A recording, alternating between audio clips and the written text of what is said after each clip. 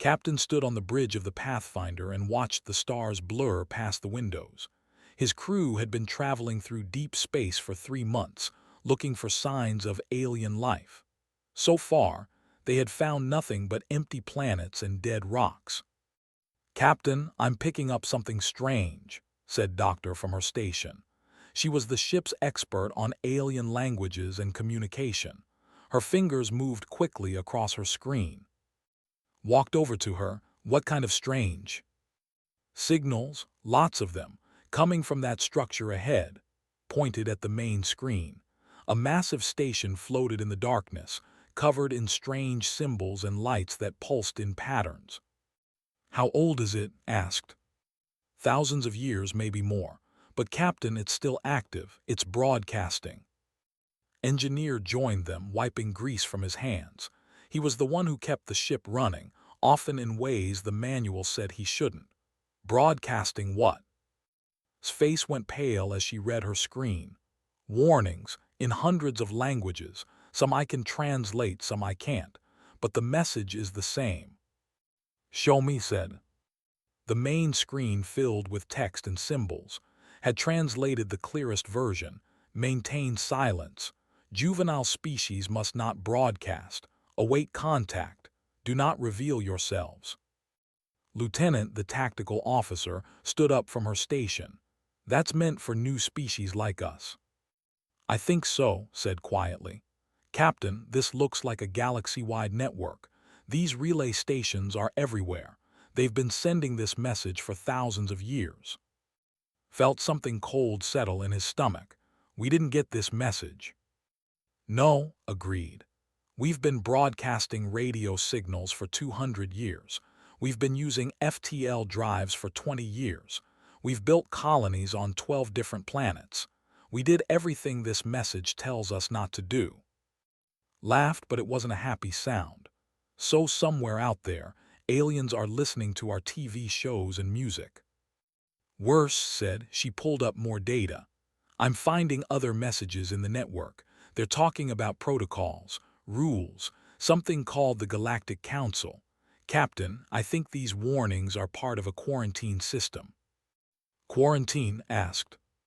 "Young species are supposed to stay quiet and hidden until the Council decides they're ready for contact, until they can be evaluated." Hands shook slightly. "The evaluation checks if a species is compliant, if they follow rules, if they think the right way." Read through the data himself. The more he saw, the less he liked it. What happens if a species isn't compliant? The messages don't say, but there are references to cultural reformation, guidance, correction. Looked up at him. 47 species have been corrected in the last 10,000 years. The bridge went quiet. Everyone understood what those words really meant. "Why didn't we receive the initial contact?" asked. "Every species should get it right." Dug deeper into the data. "Here, found it. There's a protocol for species development. The Council monitors primitive worlds. When a species reaches a certain technology level, they send the first contact message. The species is supposed to stop all development and wait for instructions." "But we didn't stop," said. "We developed too fast," explained. "Look at this timeline. Most species take 2,000 years to go from radio to FTL travel.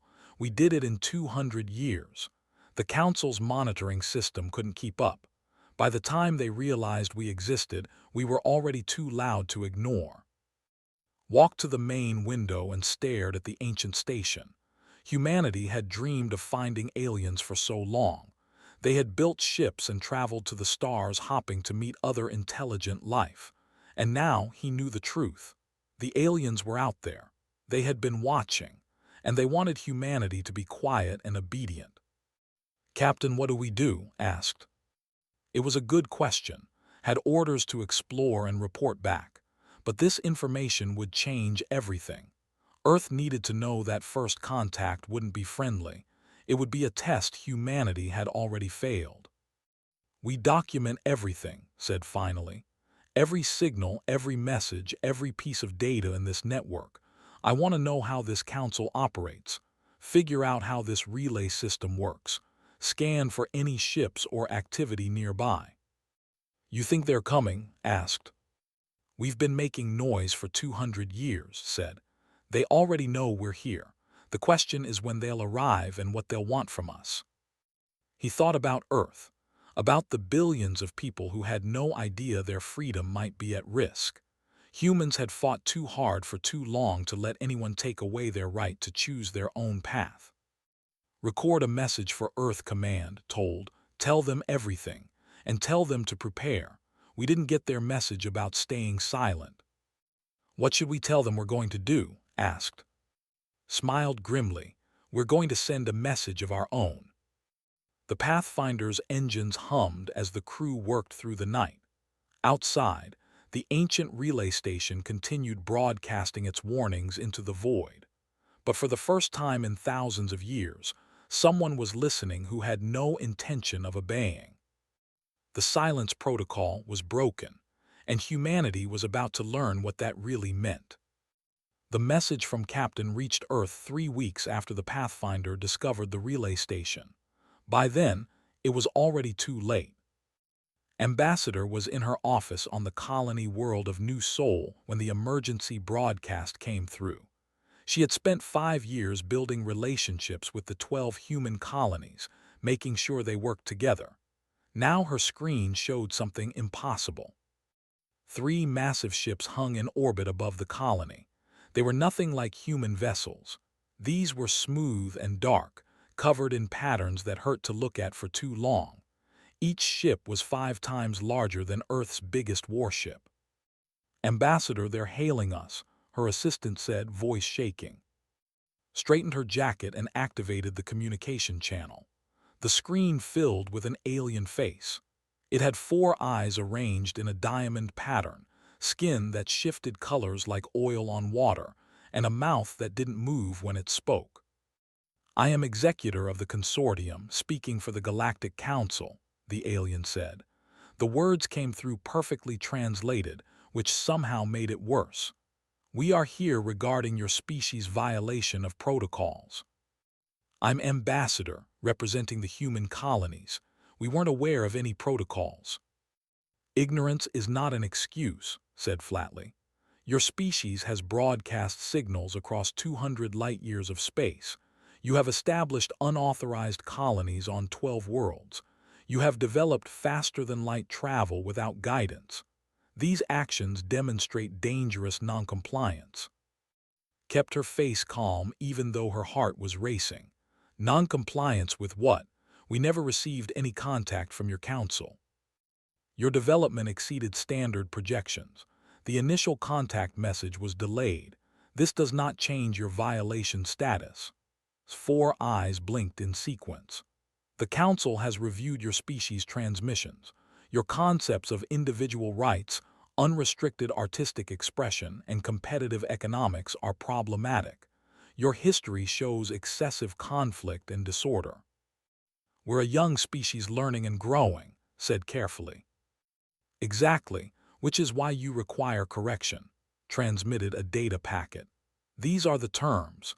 You will cease all expansion immediately. You will surrender all FTL-capable vessels for decommissioning. You will accept council advisors who will guide your cultural reformation. You have 30 days to comply. The connection cut off before could respond. Across human space, the same scene played out. Council ships appeared at every major colony. The same ultimatum was delivered. Humanity had 30 days to give up everything that made them free. On Earth, Admiral stood in the command center and watched reports flood in from all 12 colonies. He was an old man who had fought in Earth's last war and had sworn those days were over. Now he wasn't so sure. They want us to destroy our ships, asked his second-in-command. All FTL-capable vessels, confirmed. That's our entire deep space fleet, all colony transports, and every explorer ship we have. And accept advisors, what does that mean? Pulled up the data the Council had sent. The more he read, the angrier he became. It means they'll teach us how to think correctly. They'll show us which art is acceptable and which isn't. They'll restructure our governments to be more orderly and compliant. They've done this to 47 other species. Can we fight them? Looked at the tactical displays. 3 council ships at each colony. Each ship had weapons humanity couldn't match and shields they couldn't penetrate. No, we can't win a war against them. Then what do?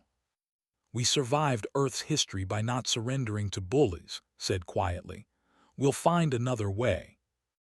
Meanwhile, on the Pathfinder, Doctor had been working non-stop since the council ships arrived. She had broken into the relay network's communication protocols and found something important. "Captain, you need to see this," she said, showing her screen. "What am I looking at?" "The Council's biggest secret. They don't just enforce silence, they enforce ignorance." Pulled up file after file. Most species in the galaxy have no idea there are alternatives. The Council has been in charge for so long that everyone thinks this is how things must be. They control all information. They decide what everyone learns. Engineer leaned over her shoulder. So if a species never knows about democracy or freedom or individual rights, they never ask for them. Exactly, said. But we're different. We developed all these ideas on our own before meeting the Council. We know what freedom looks like, and that makes us dangerous to them. Pilot, who had just arrived from the colony defense fleet, whistled low. They're scared of us. They're scared of our ideas spreading, corrected. That's why the Reformation. They want to erase what makes us human before other species learn about it. Lieutenant pulled up a tactical map. The Council ships are just sitting at each colony. They're not attacking. They're waiting for us to surrender. They're confident, said. They've done this 47 times before. Every species eventually complies. Grinned, and it wasn't a nice expression. They haven't met humans before. A message came through from Earth Command. Admiral's face appeared on screen. All ships, all colonies, all personnel. The governments of Earth have united for the first time in history. We face a common threat. We have 30 days to decide humanity's future. Paused and could see the weight on the old admiral's shoulders. We will not surrender our freedom, continued. We will not accept correction, but we also cannot win a military fight, so we need a different strategy. Captain Doctor, your mission is now Priority Alpha. Learn everything you can about the Council. Find their weakness. We're going to show these aliens what humans do when someone tries to take away their voice. The message ended, looked at his crew. They were scared but determined. How hard would it be to hijack this relay network? He asked. She blinked. Captain. They want us to be silent. They want to control information. What if we did the opposite? Smiled. What if we made sure everyone in the galaxy heard us? His eyes went wide as she understood. That's insane. That's human, said, already pulling up the station's technical data. Let's do it. The Council thought they had given humanity an ultimatum. They didn't realize they had just made a terrible mistake. They had threatened the one species in the galaxy that responded to threats by getting loud. Scientists had never expected her research to become humanity's greatest weapon. She worked in quantum communications on Earth, trying to make messages travel faster. Now Admiral stood in her laboratory asking her to do the impossible. Can you hack an alien relay network that's been running for thousands of years? The Admiral asked. Looked at the data Doctor had sent from the Pathfinder. Maybe. The network uses quantum entanglement for instant communication across the galaxy. If I can crack their encryption and access codes, I could send messages through it. How long? Give me 10 days, maybe less if I don't sleep. Pulled up her screens and started working. What are we sending? Everything, said simply. 10 days later opened her eyes in her lab. She had barely left the room. Coffee cups covered every surface, but on her main screen a single word blinked, connected. Admiral, we're in, she said into her comm. Across human space, the response began. Journalists had been documenting everything since the Council ships arrived. He was a civilian with a camera and a need to record history. Now he stood in Earth's command center, watching the largest broadcast in human history prepare to launch. "We're really doing this?" he asked Ambassador, who had returned from the colonies. "We are," said. She looked tired but determined. "The Council wants us quiet, they want us compliant, they want to erase what makes us human, so we're going to show the galaxy exactly who we are." The broadcast wasn't one message. It was thousands. Art galleries on Earth uploaded every painting, every sculpture, every piece of human creativity. Music archives opened their entire collections. Libraries transmitted every book, every poem, every story humans had ever written. Universities sent scientific papers and philosophical debates. But that wasn't all. "We're including the bad parts too?" asked, watching the data stream. "All of it," said Engineer, who had returned to Earth to help. "Our wars, our mistakes, our failures. The Council looked at our history and saw only disorder. Let's show them what that disorder created." The transmission included footage from Earth's worst wars. It showed poverty and inequality. It showed environmental damage and political corruption. It showed every terrible thing humans had done to each other. But it also showed what came after. Peace treaties, social movements, environmental recovery, people fighting for rights, people helping strangers, people creating beauty from pain, people learning from mistakes. "This is who we are," Captain said from the Pathfinder, where his crew protected the main relay station. "We're not perfect. We're messy and chaotic and we argue about everything, but we survived ourselves. We learned. We grew. And we did it without anyone telling us how to think." Doctor activated the transmission. Across the galaxy, the ancient relay network carried humanity's message to over 200 civilizations. For the first time in thousands of years, the network transmitted something other than the Council's approved messages. On the Councils, Executor watched in horror as human transmissions flooded the network. His 4 eyes blinked rapidly in distress. "Stop it, block the signals," he commanded. "We can't, Executor," his technician said. "They've accessed root-level protocols.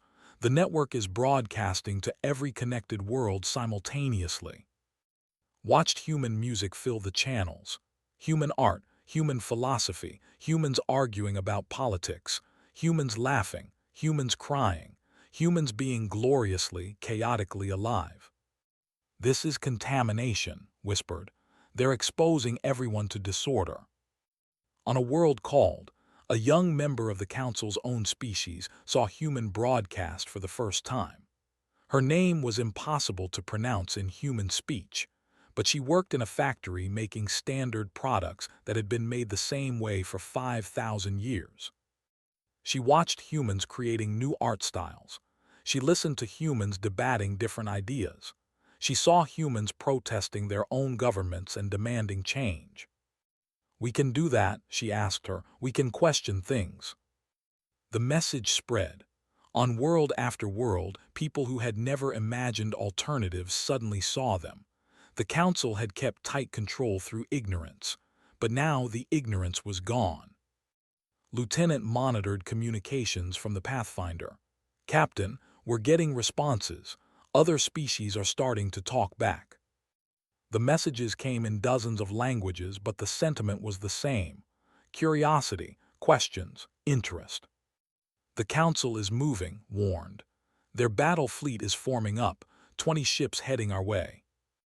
Admirals saw the same data on Earth.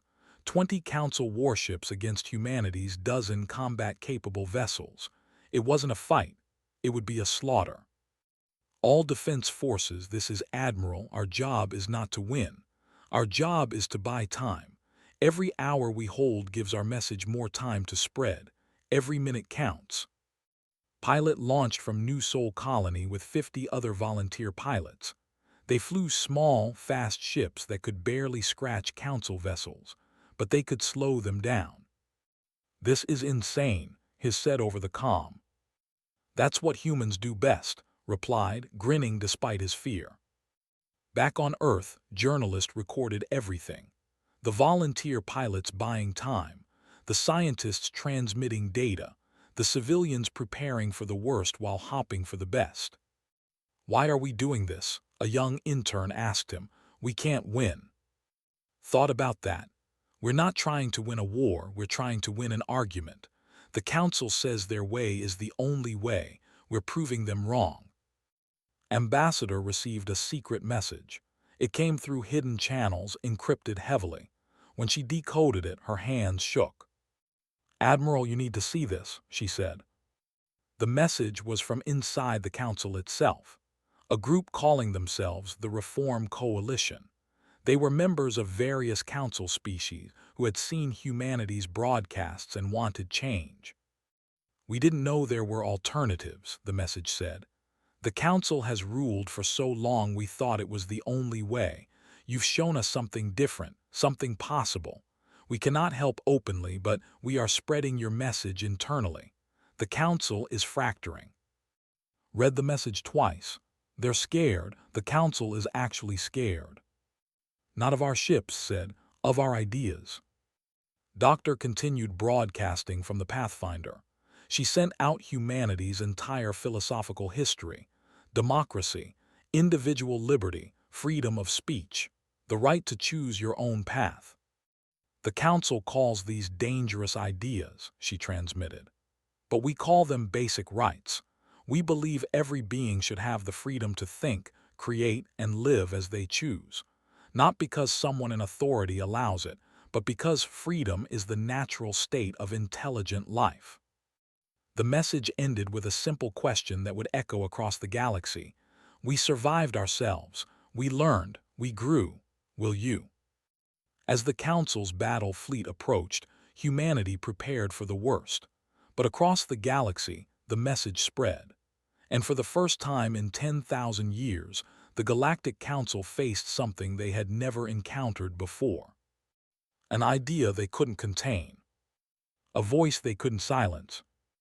A species that refused to be corrected. The first response came from a species called the. They lived on a water world near the galactic rim and had been part of the Council for 3,000 years. A young named sent a simple message to the human relay stations. "Your music made me cry. I didn't know music could do that." Then came more messages, hundreds, then thousands. A species that had made the same art for suddenly started experimenting with new styles. A civilization that had followed the same government structure for ages began debating alternatives. Young beings across dozens of worlds started asking questions their elders had never considered. Why do we do things this way? Who decided these rules? What if there's a better way? On the executor watched his carefully ordered society begin to crack. The young ones were the worst. They had accessed the human broadcasts and couldn't stop talking about them. "Silence," he commanded at a public gathering. "These human ideas are chaos. They lead to disorder and conflict." "But humans survived their conflicts," a young said from the crowd. "They learned from them. They grew stronger. Maybe conflict isn't always bad. Maybe it's how species evolve." Felt something he hadn't experienced in centuries: uncertainty. The Council had maintained peace through control, but what if there was another way? No, he pushed the thought away. The Council was right. It had to be right. 10,000 years of stability proved it. "Deploy the fleet," he ordered. "Silence the humans permanently." The Council's battle fleet reached the outer human colonies first. 20 massive warships against the small defense forces humanity could gather. Pilot led his squadron in a desperate defense of New Sol Colony. "Remember," he told his pilots, "we're not trying to destroy them. We just need to slow them down." The human ships danced between the Council vessels, too small and fast to hit easily. They targeted sensors and communication arrays. They used asteroids for cover. They made the Council work for every meter of space. "How long can we hold?" asked as another Council ship pushed forward. As long as it takes, replied, swinging his ship around for another pass. On Earth, Lieutenant coordinated the defense from the command center. She watched the tactical displays and felt sick. Her people were dying out there, but they were buying time. Admiral, we're receiving a transmission, a technician said. Multiple ships, unknown configuration. The screen showed 3 vessels appearing at the edge of the battlefield. They weren't human, but they weren't Council ships either. This is Captain of the Defense Force, a translated voice said. We are here to protect the relay stations. The humans' right to speak must be preserved. Admiral stared at the screen. An alien species was defending humanity. Confirm their intention, he ordered. More ships appeared.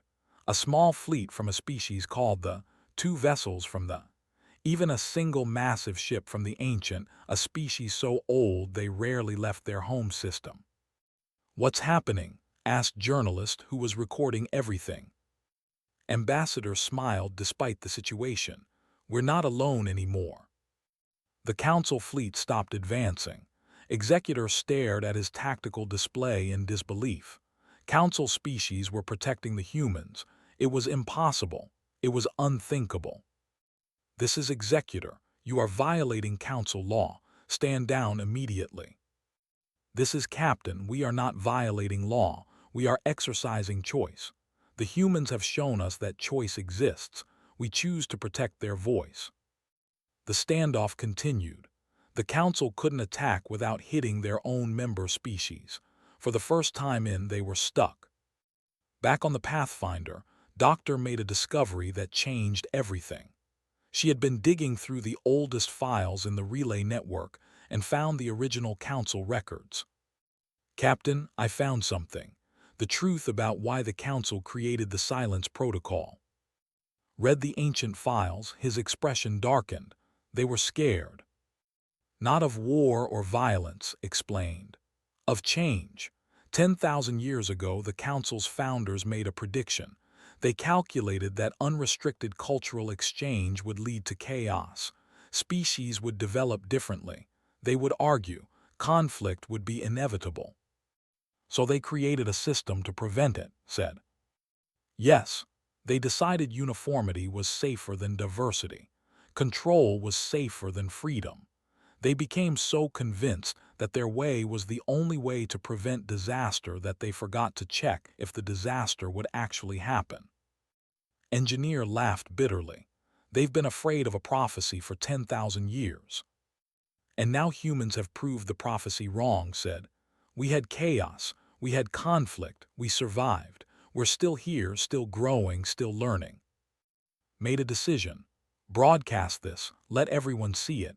The Council isn't enforcing wisdom, they're enforcing fear. The revelation spread through the galaxy like fire. The Council wasn't protecting civilization from chaos. They were protecting their own power from change. On dozens of worlds, protests began. Not violent, not destructive, just beings standing up and saying they wanted choice. They wanted to think for themselves. They wanted the freedom to make their own mistakes and learn from them. The Council's internal communications were chaos. Member species were arguing for the first time in recorded history. Some wanted to maintain control. Others wanted reform. The fractures ran deep. Ambassador received more secret messages from the Reform Coalition. Their numbers were growing. Council members who had spent centuries following orders were now questioning them. The humans call this awakening, one message said. We call it terrifying and wonderful and necessary. At the battlefront, the standoff continued. More species arrived to protect the relay stations. The Council fleet was now surrounded by ships from 24 different civilizations, all refusing to let humanity be silenced. Pilot finally got a break and returned to his carrier. He was exhausted but alive. Did we win? He asked. Not yet, Lieutenant told him, but we're not losing either. Admiral addressed all human forces. The Council thought we would be easy to correct. 47 species surrendered before us, but we're not fighting alone anymore. Our message reached others. Our ideas spread. Now we wait to see if the galaxy chooses freedom or fear. On the council, Executor faced the council assembly. Half wanted to destroy Earth as an example. Half wanted negotiation. The council, which had spoken with one voice for 10, couldn't agree. The humans are the chaos species, argued. The prophecy was right. Look at what they've done. They've destabilized everything. Or, said a young council member, they've shown us that stability isn't the same as stagnation. Perhaps the prophecy was wrong. Perhaps chaos is just another word for growth. Looked around the chamber. He saw uncertainty where there had always been certainty. He saw questions where there had always been answers. The humans had done in weeks what he thought impossible. They had made the council doubt itself. And doubt, realized with horror, was the most contagious thing of all. The council fleet hung in space above Earth, weapons charged but not firing. Behind them, 40 ships from 20 different species formed a protective barrier around the human. It was the strangest standoff in galactic history. Captain stood on the bridge of the Pathfinder and made a decision that would define humanity's future. Prepare one final transmission. We're going to send everything we have left. Everything, she asked. Our complete historical archive. Every war, every peace treaty, every triumph and failure. Let them see all of it. The transmission began. It showed humanity's darkest moments. The wars that killed millions. The weapons that could destroy worlds. The hate, the fear, the terrible things humans had done to each other. But it also showed what came after each darkness. After every war, peace treaties and international cooperation. After every environmental disaster, recovery efforts and new technologies. After every social injustice, movements for change and progress toward equality. After every failure, learning and growth. The transmission showed humans arguing passionately about right and wrong. It showed them making mistakes and correcting them. It showed them disagreeing and still finding ways to work together. It showed them being gloriously, messily, imperfectly alive. And then came the final message, spoken by Captain himself. This is humanity. We are not perfect. We never claimed to be. We've hurt each other, destroyed our own environment, and made countless mistakes. But we survived ourselves. We learned. We grew. And we did it without anyone forcing us to think a certain way or follow predetermined rules. He paused, looking directly into the camera. The Galactic Council sees our history and calls it chaos. We call it freedom. Freedom to fail. Freedom to learn. Freedom to choose who we want to be. You can destroy us for it. You can silence us. But you can't erase the idea. Because now the galaxy knows that there's another way. The question isn't whether we survive. The question is, will you choose fear or will you choose freedom? The transmission ended with a simple image. The Earth, blue and beautiful and imperfect, spinning in the darkness of space. The young factory worker watched the transmission with tears running down her face. Around her, thousands of others watched too. The council had controlled their thoughts for so long they had forgotten they could think differently. We want to choose, she said quietly. Then louder, we want to choose. The cry spread. Across dozens of council worlds, beings who had never questioned authority began demanding the right to question everything. Executor watched his civilization unravel. The protests were peaceful but unstoppable. His people weren't calling for violence. They were simply asking for what the humans had shown them was possible, the right to choose their own path. We could still destroy Earth, his military commander said. Make an example. And create martyrs, asked bitterly. The humans would become symbols. Their ideas would spread even faster. No, we've already lost this battle. Admiral received an unexpected communication. It came from the Council fleet itself. This is Captain of the Council Guard. My crew has voted. We will not fire on Earth. The humans deserve the right to exist as they are. Then another ship commander sent the same message. Then another. Within an hour, half the council fleet had refused to attack. Ambassador could barely believe what she was seeing. They're choosing. That's what freedom does, said journalist, still recording everything. Once you show people they have a choice, they can't pretend they don't. The council assembly convened in emergency session. The chamber was chaos. Species that had coexisted peacefully through enforced uniformity were now arguing passionately about fundamental principles. We must maintain order, shouted. Order isn't the same as imprisonment. A young council member shouted back. The humans showed us that growth requires freedom to make mistakes. Mistakes lead to chaos. Chaos led humans to art, philosophy, and the courage to stand against us. The young member stood tall. Perhaps we need a little chaos. Perhaps we've been stagnant for too long. The vote came down to a single question. Would the council destroy Earth or negotiate? The assembly was split perfectly in half. In the silence, an ancient voice spoke. It belonged to representative, whose species had been part of the council since its founding. She had not spoken in council sessions for 300 years. I remember when we created the silence protocol, she said, her voice crackling with age. We were afraid of conflict, afraid of change, afraid of the unknown, so we chose control. For 10,000 years, we have maintained peace through uniformity. But is it truly peace if it requires surrendering freedom? She looked around the chamber. The humans are terrifying because they show us what we gave up. They argue and fight and make mistakes, but they also create and grow and change. They are alive in a way we have forgotten how to be. I vote for negotiation. Let us learn from them instead of destroying them. The vote shifted, narrow but decisive. The council would negotiate. On Earth, Admiral received the message. His old hands shook as he read it. They're standing down. They want to talk. The command center erupted in celebration. Humans hugged each other, crying and laughing. They had survived.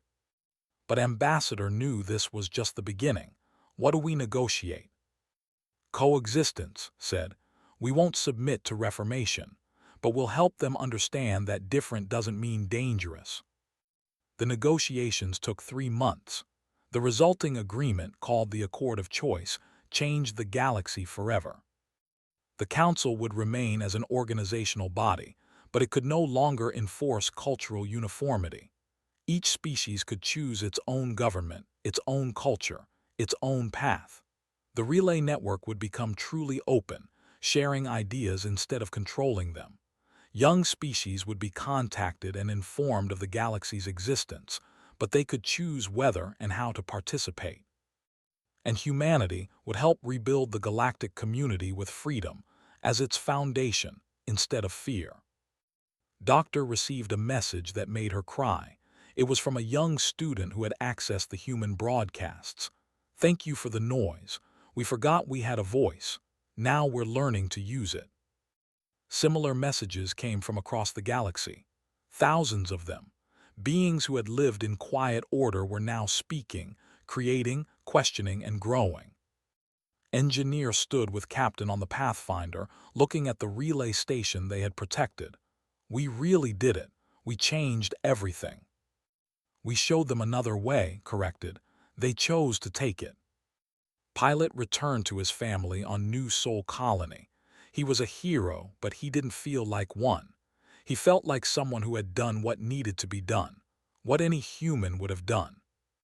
Lieutenant helped coordinate the new galactic communication network.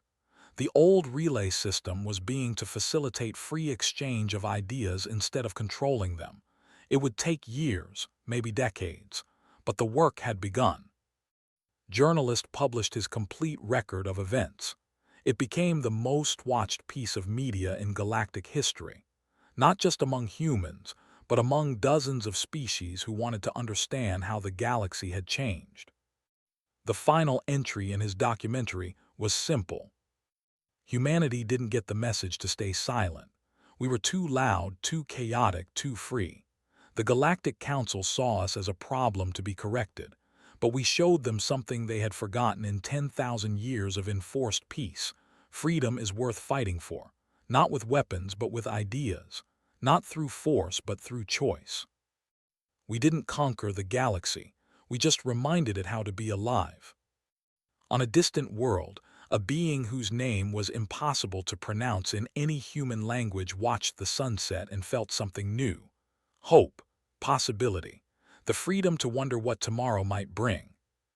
And across the galaxy, in 1,000 different languages, beings who had lived in silence found their voices and began to sing. The Council had wanted humanity to be quiet. Instead, humanity taught the galaxy how to speak. And that made all the difference.